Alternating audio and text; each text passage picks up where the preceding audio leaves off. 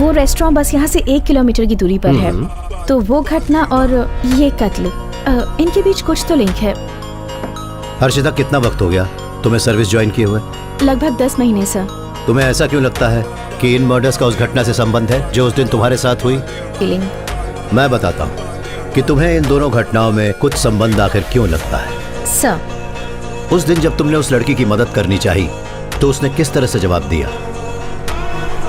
नहीं, तुम मेरी मदद नहीं कर सकती। ओके, उसने मेरी कहने के बजाय हमारी कहा। जी सर। जैसे उसकी जुबान फिसली, तुम्हें उससे एक संकेत मिला कि वो लड़की उस समय वहां अकेली नहीं है, उसके साथ कोई और भी वहां मौजूद है।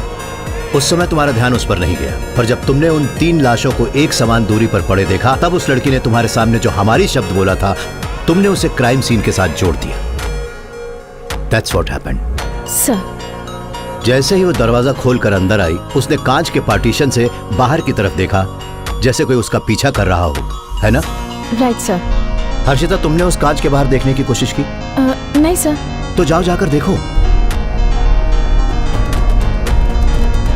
सर, इसके बाहर तो दिखता ही नहीं। यस, तुमने कहा था कि वो औरत अंदर आने के बाद वहां खड़ी होकर कुछ देर कांच के बाहर देख रही थी। जब कांच के बाहर देखा ही नहीं जा सकता, तो फिर वो कर क्या रही थी? वो इस ग्लास में परछाई देख रही थी, उस टेबल की। उस टेबल पर जो बैठा था, वो औरत उसी को देखना चाह रही थी। मेरी एक अजीब सी आदत है। मेरा यह मानना है कि आप किसी भी इंसान का कैरेक्टर उसके जूते देखकर बता सकते हैं। उसने बूट्स पहने हुए थे। बुर्खा पहने एक डरी सहमी सी लड़की जो किसी से बचने की कोशिश कर रही थी और उसे उसकी जान का खतरा भी था।